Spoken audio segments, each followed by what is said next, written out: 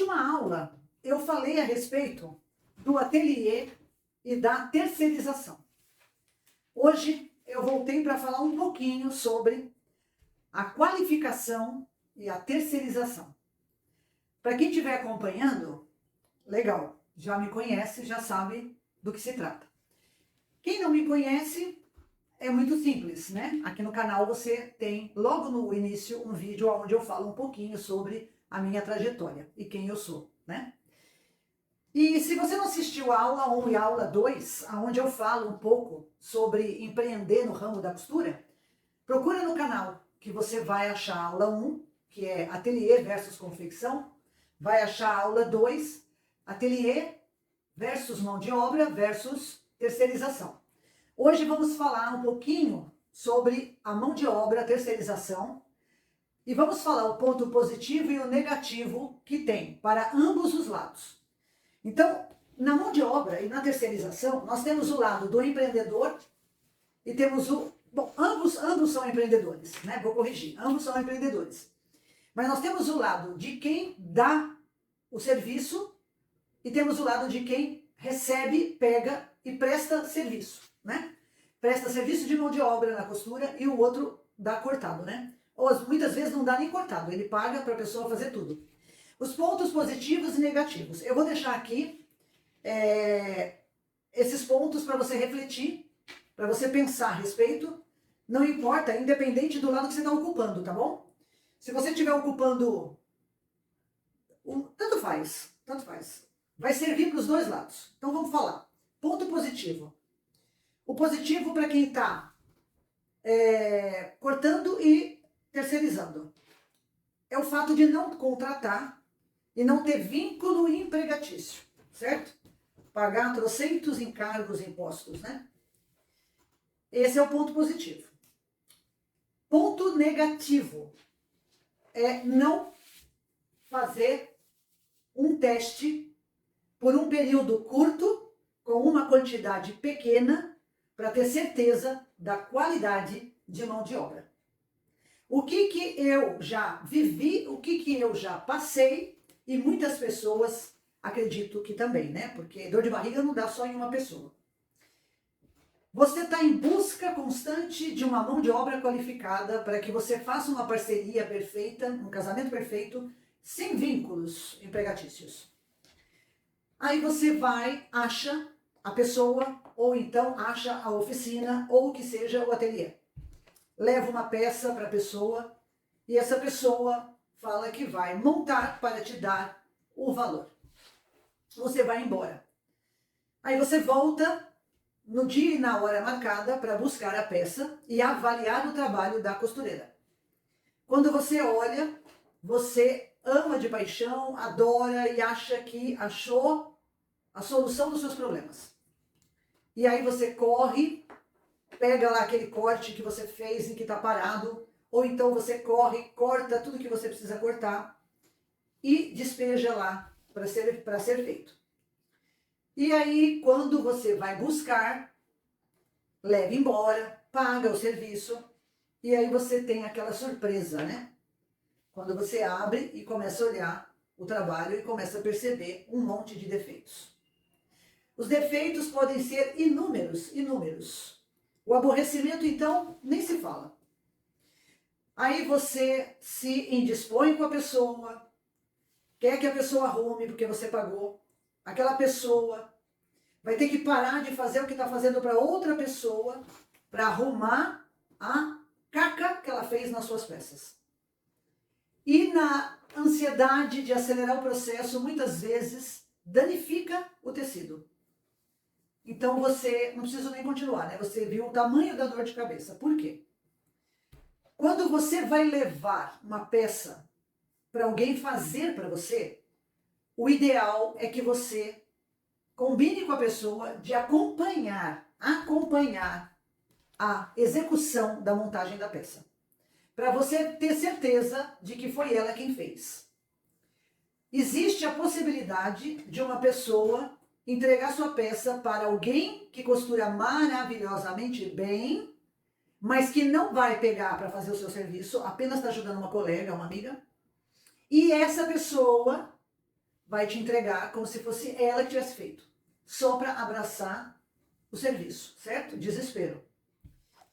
E aí você entra de gaiato nessa história e arruma uma dor de cabeça.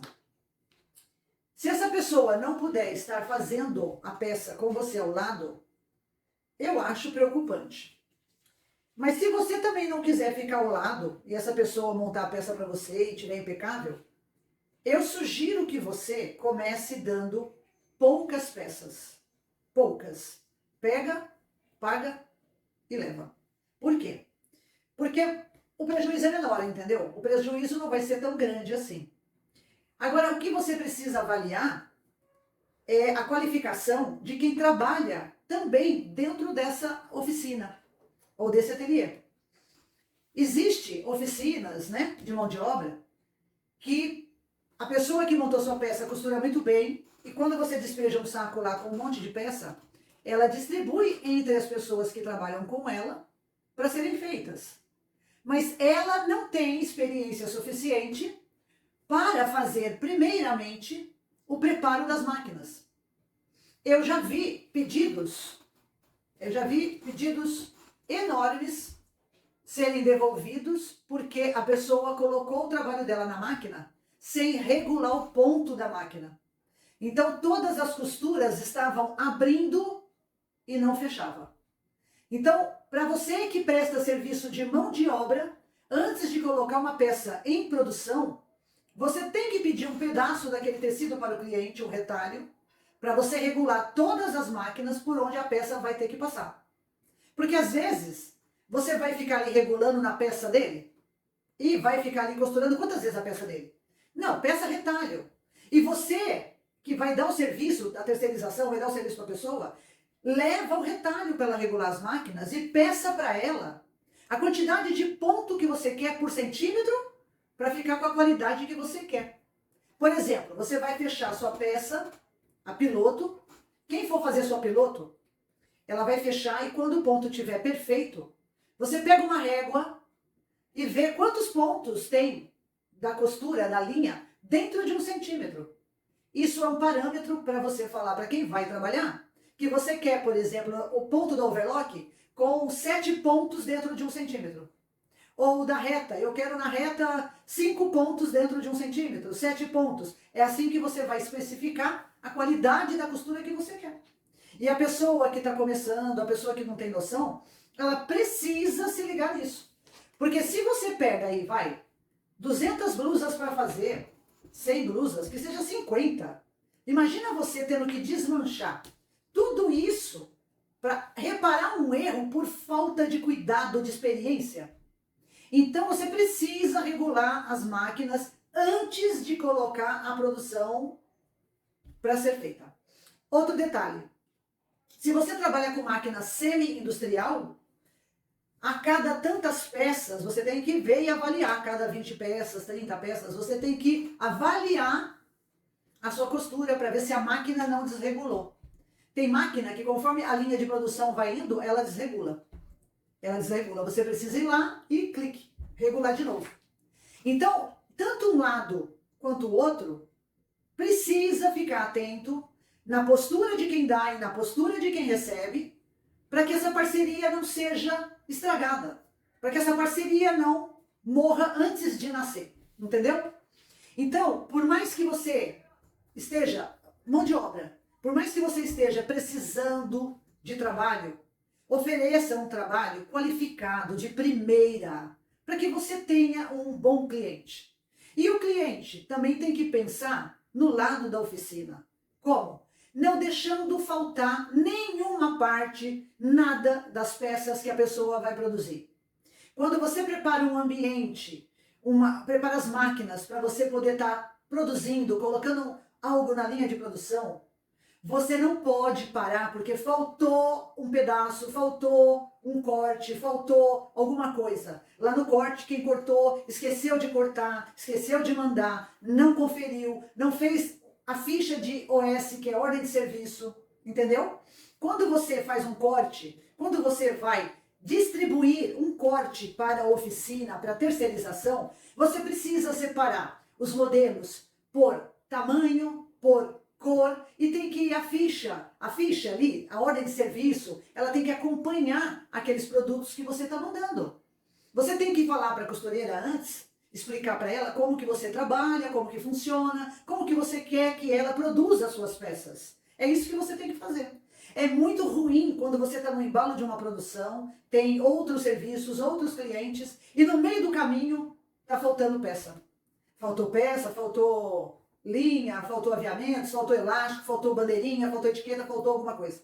É péssimo, horrível, porque se você vai pegar a peça de outro cliente que é de outra cor, outra regulagem de máquina, como é que você vai fazer?